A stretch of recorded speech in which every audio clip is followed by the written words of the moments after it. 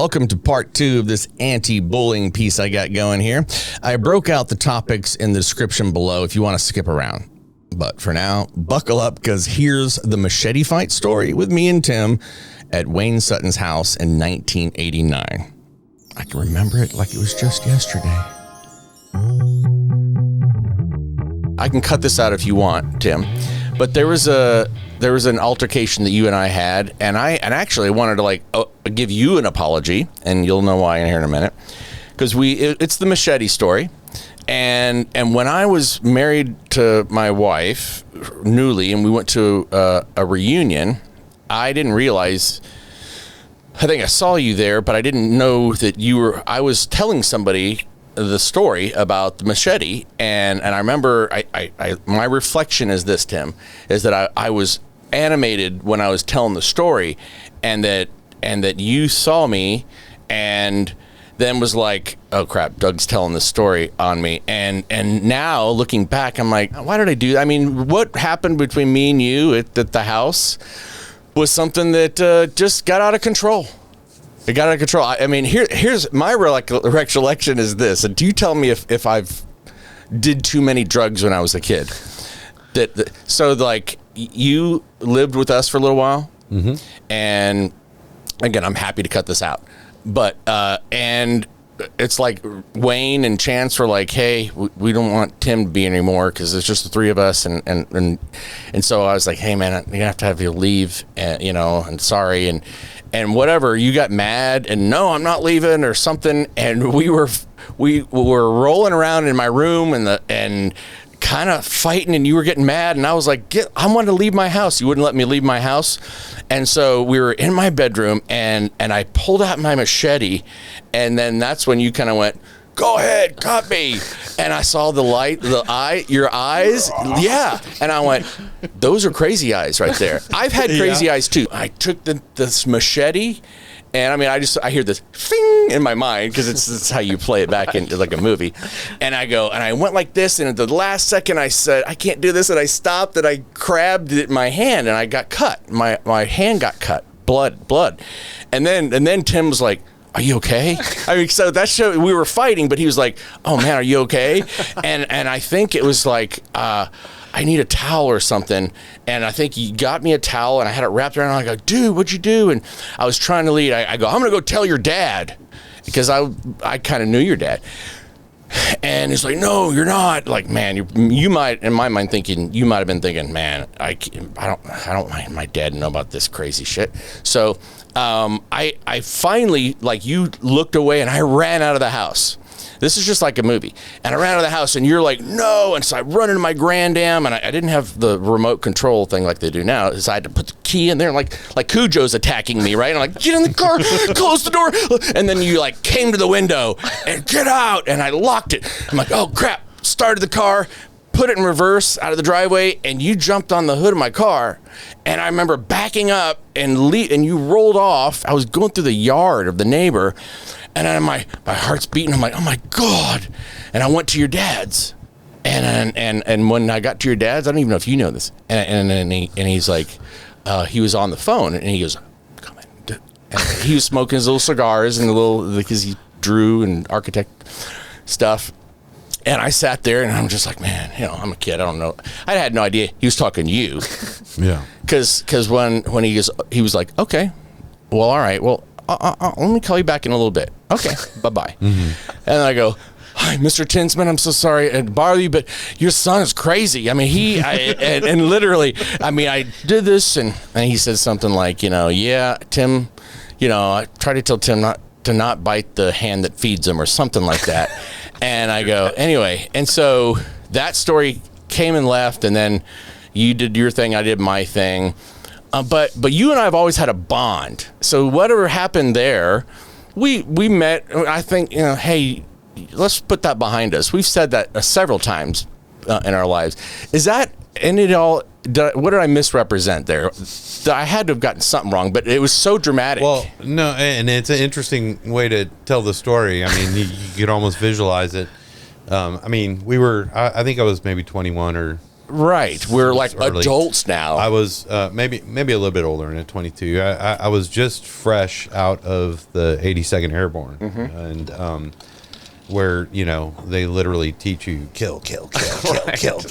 So he was, man, he came back. He was thick and muscular. I was like 4% body fat. Yes. Maybe I was just like, yes, and on top of that, it was like high testosterone type thing, where you're just like, I was still edgy like that.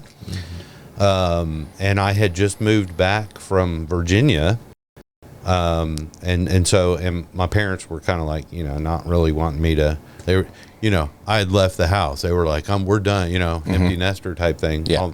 My younger brother, but for me, I was like, yep. You get the talk that once you leave, you can't come back. Right. Yeah, I got that talk too. And well, I actually got it a couple times because I moved out the first time when I was like 15 years old because I could take on the world myself. I remember that. And so and I was hindsight. I was grateful that you had offered a place for me to come. You and Chance and Wayne and Wayne were living together. I think in Wayne's mom's house or something. Yeah, the little band going. Yep. What was it? Rain dance. Rain dance. That was it. We practiced in the garage. I mean, I thought it was cool, but I remember the garage having like soundproofing on it and stuff. Yep. And I don't know if it was you or me or I don't remember which, but somebody ran into the garage a little bit and like dented the. I do recall that. Out of it. Yeah, and all the soundproofing kind of fell out. Yeah, and so there was, I think, probably a little bit of, we're upset with Tim for that aspect of things, but also I was encroaching. It was only supposed to be for a little bit. Right. And I was like bartending at Red Lobster. You trying to get your stuff together? Yeah, you know. And I was like, cool, but then when you have roommates and your roommates are like, dude.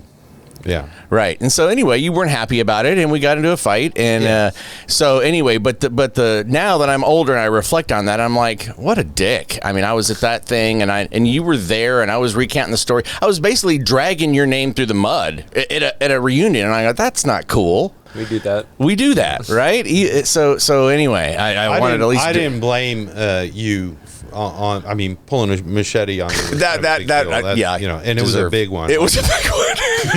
Rambo. It was like so, and we were. I remember us being in your room, and you had like a waterbed. I did have a waterbed. Which machetes and waterbeds don't go together. No, that I know. But I actually felt a little trapped in there when you pulled that machete out. That's why I was like ripping my shirt off and going crazy. The switch, because it was my way of like handling the situation. If he thinks I'm crazy, he's But that's what I related. A little bit of like I'm depressed. If he had a Swiss Army knife, you wouldn't have. Have been as offended. Stand back. Right. Probably not. But you would laughed. I mean, no, I probably would have because there was a little bit of that.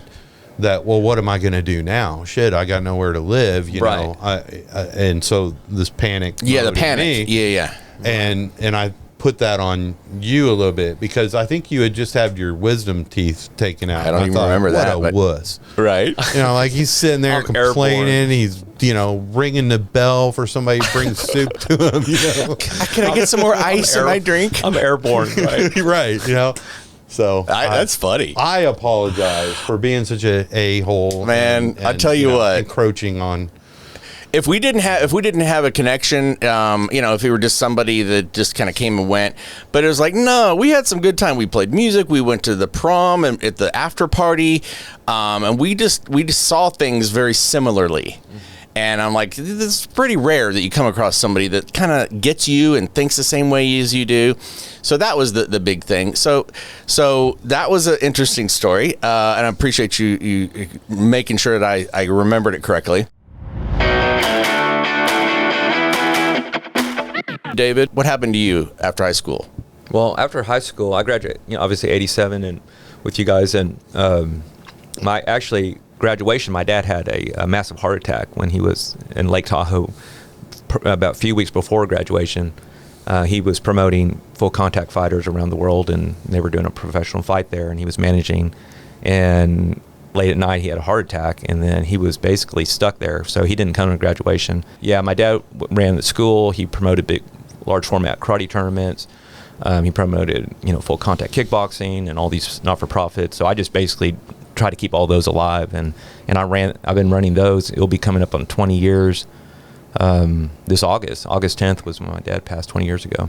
So that running out of the off Campbell, is it Nantucket? Yeah, it was in Nantucket, and I ended up moving it out of the retail. I closed it. I connected to a church, River Glory, which was in Plano. It used to be a movie theater. I think I used to go to the movie theater there and off Accent Drive, and then I ended up accepting Christ in my life. And I was gonna bring in that. You were grown up, and we used to spend the night at each other's houses. And I remember you saying things, telling me personally, like, somebody called me a dirty Jew and all this, and that was just like, for me, that was like the N word. I'm like, you don't say that word, and I could tell that it was in your mind of like you said, your dad's a Holocaust survivor, and you're like kind of had this. I didn't know that, by the way. Like all the years that we've been I didn't friends, either. I didn't know that.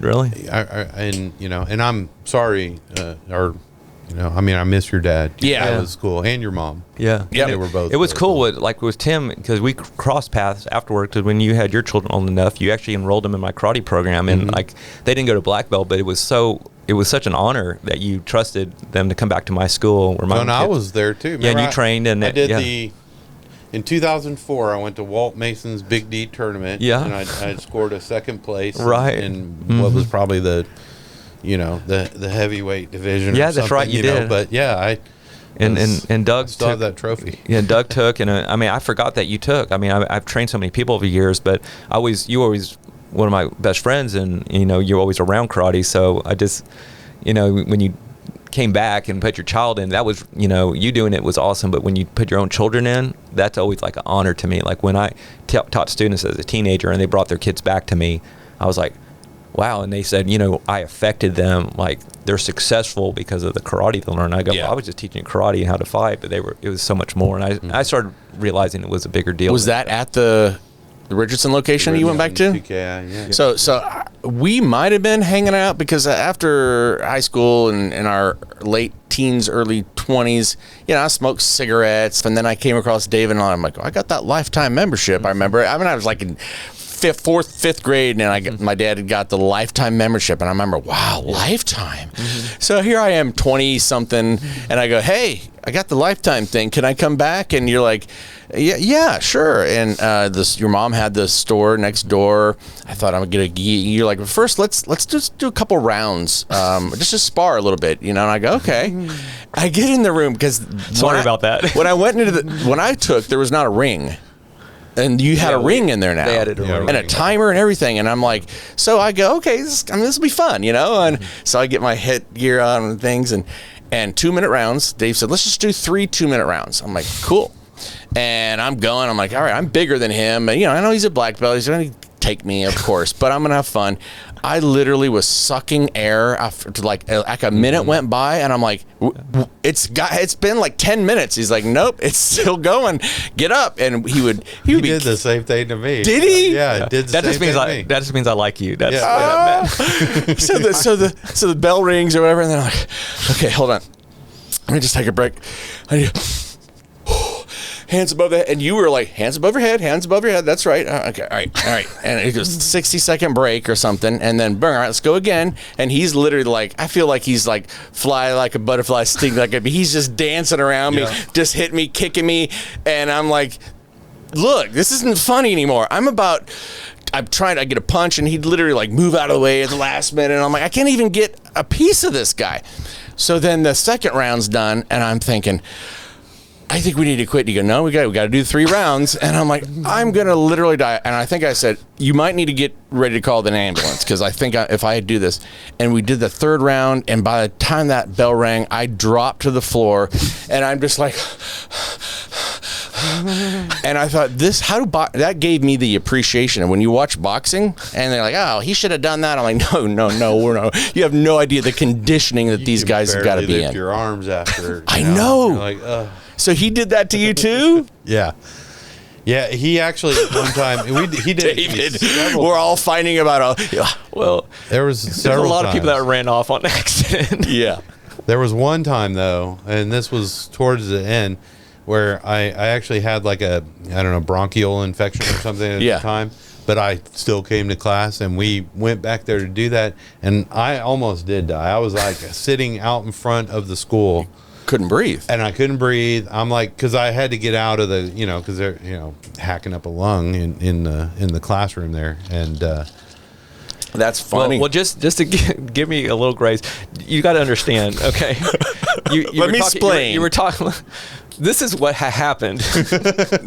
Okay, so you got to remember the karate program that I learned in 1978 was really a bunch of commandos that came together to deal with PTSD, and they started a school called Texas Karate Institute so they could train and work this stuff out. Now you go through medication and psychiatrists, but back then that's how they did it.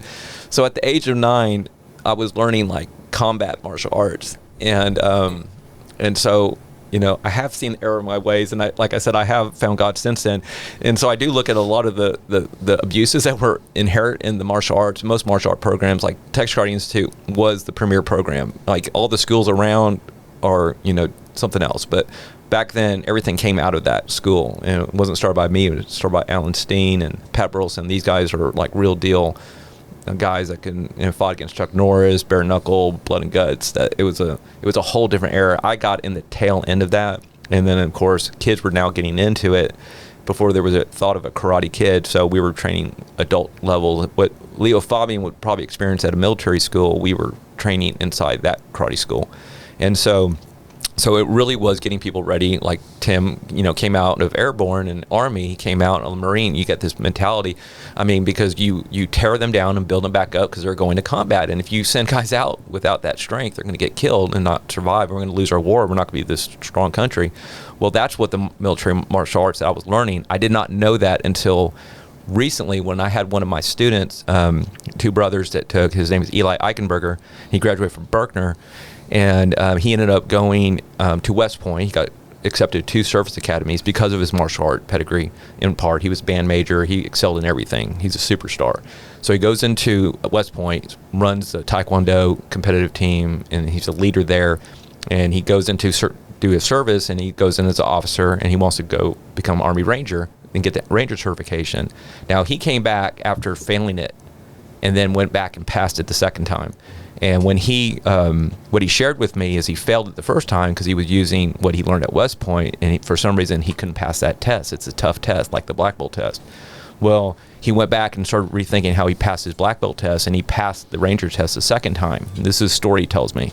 And he said what he realized at that point, the karate that we trained him on, which was exactly the same one I trained and was doing to you guys, I did to him, which allowed him to really excel in West Point and the military and Ranger School. And he said it was a military prep program. And so really most of the schools out on, there's 40 plus schools in Richardson now, and most of them are just kind of convenient activity-based, martial art activity-based schools. They're not teaching that lesson. And so karate has softened. A lot of people say watered down. They call them McDojos and stuff like that, where the kids are just, it's leadership and good positive life skills, but they're really not learning how to defend themselves in the level that I was learning. I think of it like the Joel Osteen of Christianity. Well, yeah, I mean, it's I like Joel Osteen people, but he kind of commercialized Christianity, and that's just kind of what. Right, and the rebound right now, what you see in martial arts is MMA, which is not martial arts. It's a basically glorified street fighting, and that's a reaction to the McDojo, the softening of the martial art, because they're looking to say these kids are going out there and they got a black belt, but they can't fight, and they can't. I mean, they're getting beat up, and really, it's really a tragic thing for kids to go out there and all of a sudden get assaulted and they just cower down on the ground because they never got proper training. And so the impression of what black belt is really, so MMA is a counter to that, and they threw out the whole ranking and everything, and now they're just beating people up without any discipline or art to it. So our school, which is very unique, and I'm real proud of it, and I hold dear to it, is that we are teaching the real deal, but we're also taking time on the beginning level. So what I did to you guys, because that's how it was trained, again, this is a form of bullying, okay, and I realize that now, is that we take a lot of time to mentally prepare their minds and their heart for that type of training, because you are teaching little kids at the age of 3, and you can't do that to them because they're going to go out and do what Leo did. They're going to go out there and just make some mistakes, thinking they're doing I know the right karate, and I'm going to just they help them, and now they're thinking they're helping somebody, and just like parental abuse, just like spousal abuse. I mean, all these things, they think they're doing something right, and then and it gets the wrong reaction, and they get angry and they defend it, and this is what you're talking about. Yeah, because you're basically training somebody to become a weapon of some sort, right? Like in fourth grade, after that whole thing with Craig and everything, I had an incident, I got called a dirty Jew by a kid in school, Mark Benzer, who's actually from Germany, and it happened because they knew I didn't know that was Mark Benzer, and I didn't know he was from Germany, and so that makes sense. I'm pretty, and if I'm saying the wrong person. Yeah, so I remember happened that summer, he threw money at me when I was riding my bike, and I thought it was something racial, and it was, and then he called me a dirty Jew, and I ended up crying, and I beat him up. As I was crying, I beat him up in the bathroom stall. Well, this is what happened. So I beat him up, and he had it coming. Okay, I mean, my dad told me, anybody ever says that to you, you stand up and put your fist in their face. I mean, and I don't regret it. Yeah. And he didn't do it again. But it was after they brought me into the principal's office. And they asked me what happened. I told him, and then they punished him and they let me off. Well, I didn't think Mark really got the message, and so it was a couple weeks later. I was leaving school, and I was getting my backpack, and we were doing this geology thing. I had all these rocks from the creek in my backpack, and I saw Mark Benzer walk out to get his locker because I guess he was finishing his punishment. Everybody had left. I forgot my backpack, so I came back and got it, and it was just me and him in the hallway. And I looked down, and he looked at me, and he gave me this look like he looked when he called me a dirty Jew. And I went over to him with my backpack in hand, and I said, "Do you have anything else to say to me?" And he says, "Well, you know what you are." And I grabbed that backpack, and I hit him in the head with it, with a full of rocks. And he went down like the brick. You don't stand up, you fall. And he fell. I thought it killed him. And I did out of anger, and I shouldn't have done it. Well, I thought I was going to get away with it, but as he dropped, I noticed there was one girl standing in the hallway, and she witnessed it, and she told on me. So they called me back into the principal's office and said, you have to kill her now, right? Well, get rid of the witnesses. I ran because I realized too many movies. I realized what I'd done, and I knew I was going to get in trouble. And I didn't tell anybody. They called me up the next day and asked me what happened, and I admit I did it. And he goes, "Why?" And I said, "Well, he called me a dirty Jew." And he goes, "He called you it again?" I go, "No, he called me it last time. I just didn't think he got the message." And and so I got punished. But that's funny. But yeah, I mean, those are the type of things, at a very young age, after getting empowered with martial arts, I felt I could just do that if someone hurt my feelings and didn't, and I didn't think it was fair. And so we take a lot of time now when I teach little kids, about, we teach stop, I don't want to fight. We do techniques, and we teach them, even earlier how to shake hands. Like if I would have just talked with Mark, if I would have talked with Craig, if I would talk to Leo, I didn't need Lane Wilkins to do that for me. I mean, Lane Wilkins did it. I mean, because he saw it was unnecessary, and it probably was not much of a conversation. He probably went up to, I could almost see Lane, knowing how he was. You knew Lane you knew him better than I did. And then. It's just courage. It's courage. He probably just went up to Leo. I could almost imagine he said, "Hey, leave that kid alone."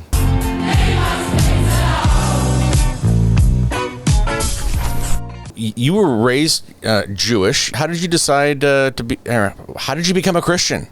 Yeah, I mean, it was karate, and it was a karate thing. I was inside this church because the pastor was a martial artist and a Hapkido, and he ran this church. His name is Randy Speed, and I was promoting events, tournaments, and stuff like my dad did, running my school.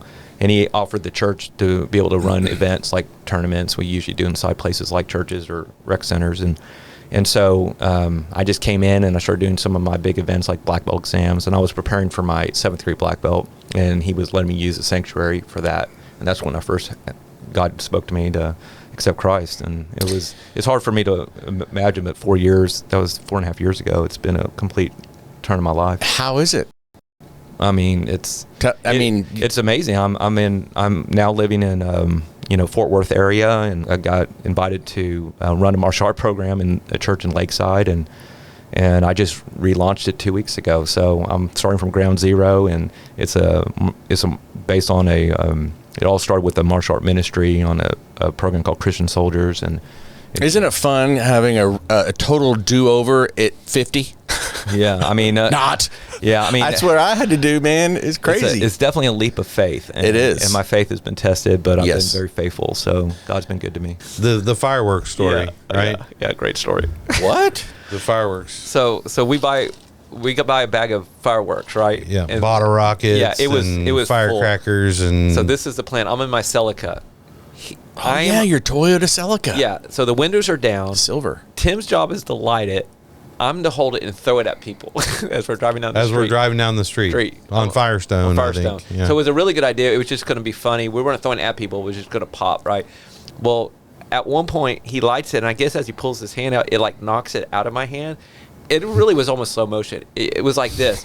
And he's like trying to grab it, and it goes out of all places into the friggin' bag. Into the bag. At his feet. Which The is bag of other firecrackers? in the front. It has Roman seat of the candles car, and everything. Roman candles, everything. It has these things that are spinning around, and it starts going off.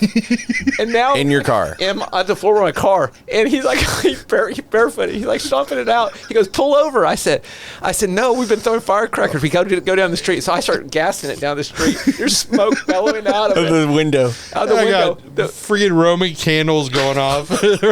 Were they literally others? The whole bag went off. The whole- in my car. On the You're floorboard. barefoot just stomping it out. He's It's saying, like "Pull over." burning a hole in the bottom of his car. Could have blown up the car, and then I think he got burns on your feet. And we pull over, went down the street, finally pulled over. He jumps out. He goes, "That was crazy," and it was so funny. We lost all the fireworks on that one deal. Yeah. There was a couple firecrackers. Yeah, maybe there was a that couple made it, but duds in there. It was funny. You know what? This whole time, I didn't know that y'all did stuff. Y'all were friends. Close. We were real Yeah. close. I mean, we stayed in even after like high school. We like that one time we went to this bar it was down at one of the clubs, and I didn't go down a lot, but you connect and say, "Hey man, I got these couple girls, you come out and meet me." And so when I go to meet the girls, I'm already dating my first wife. We were still in college, but so I wasn't really like looking at hooking up or anything like that. But Tim's got this one girl, but when he starts talking to her, he's talking to her in an accent. What was it, Swedish or something like that? Norwegian. So he's Norwegian. I'm like, Brilliant. So listen, I'm at this deal, and he starts talking, and I'm like going. He goes, so I'm just going along. Just going along with it. So you guys come here a lot of, because for my country, I don't. And then these girls walk off. And I mean, walks off. They go, "God, he is so sexy, his voice." And I'm going, "Oh my God, this is so hilarious." But tell him what happened. Like, you kept dating her, right? I kept dating her, and I was like, then I realized I'm like, oh my God, I gotta Break the roll. continue pretending like I'm this Norwegian exchange student, and at some point, I mean, I don't remember how many dates it was. Did you go from your dad at one point? But yeah, Dad, she just go- was gonna meet my parents. Yeah. And if you ever see my dad, there's no denying it, right? Like so it wasn't like here I am living with my American, you had a whole story. sponsors or whatever. Yeah. Yeah, but I was an exchange student. Oh my God! Oh You my took it God. all the way that far. it was really good. I was so impressed. I go, man, this guy, he's awesome. I can never do that. I mean, you had the accent. I don't know if it was right, but it sounded right to me. I had worked it a little bit, and then I learned a couple of like real Norwegian words or something at the time, so I could. Tim you always seemed older and like. It was funny you said Napoleon complex because I never saw you like that. You were always one of the bigger guys to me. But he had these I remember you wore these jackets that were really just. I mean, you go to a nightclub with this thing on, and he once he put it on, it almost transformed into this. Right. The Roxbury guy or something. That's exactly what the Roxbury. Yeah, you had your own kind of. Tim had game. There's two Wanderers. Cavarici was the suit. Okay. Yes. Z Cavarici. Yeah, that was the style. Because I think you actually called it by name. Hey, that's my Z Cavarici. Yeah, those are my Z's from Judy's or something. You go into Judy's at the mall. Yeah. Yes. Collin Creek Mall. Yeah. Collin Creek Mall. Man, that was fun. I mean, there's a whole thing about it online about, it's gone. Oh man, that was a hopping place with the arcade and some of the arcades. Shops. Now, then Canyon Creek, there was before video games, there was a place where you went, and they were kind of like, I want to think like Ataris, but you would pay. Mm-hmm. And I think I don't know if you got tokens or something, and you went in there. They had arcade. You used to Tom Thumb used to be Al's Pizzeria. You get a slice. It started with Al's. There was like a little. That's right. Donkey Kong was at Al's. And then there was a place that was like next door to the BMX bike shop that was over there. And then Bunky's Doughnuts. Bunky. Well, there's a theater. The Dollar became the Dollar Theater. Yeah. Because my dad put a video game in the karate school. It was Kangaroo. Because it had a boxer. The kangaroo would punch. It had boxing gloves. Oh, right. It's kind of related. And so he took it out after a month because I wouldn't do class. I would just like put in more credits in, because I had the key.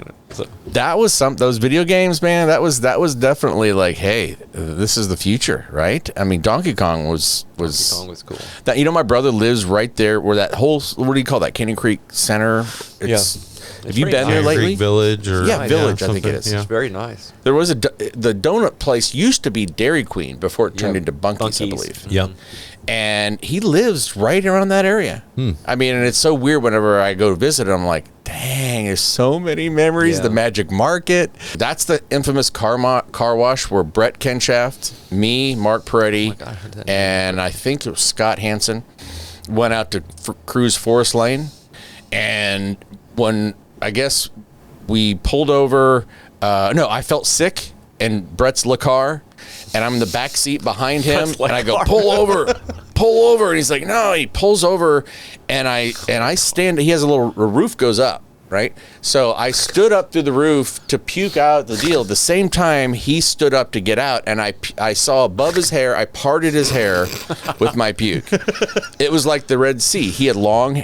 Remember Brett Kenshaft? Yeah, you can't ever come back from that. So what happened was that you think that was a pretty funny story. Then he's like takes his shirt off and he's in this guy's yard and he's wiping his hair off with my puke, and then this guy comes over the fence, his yard, had a log, took a swipe at Brett's head, missed him, and said, get off my property. I'm like, ah. So we left, but we go to the Magic Market, that the car wash, which is still there. It's probably and Custer and Renner. Yes, on that southeast side. And so we pull over, and Peretti, is holding the little gun, and so Brett's kneeled over, and so he can spray his hair, get all the puke out. So me and Scott Hansen are like, while they're doing that, we walked over where you put the quarters in, and I saw the little dial there. It was on rinse, and I go, watch this. And Scott's like, don't. And I put it on wax. Oh, no, you did not. I did put it on wax. Ow. And we started smelling it. Now, so literally, I waxed Brett's head.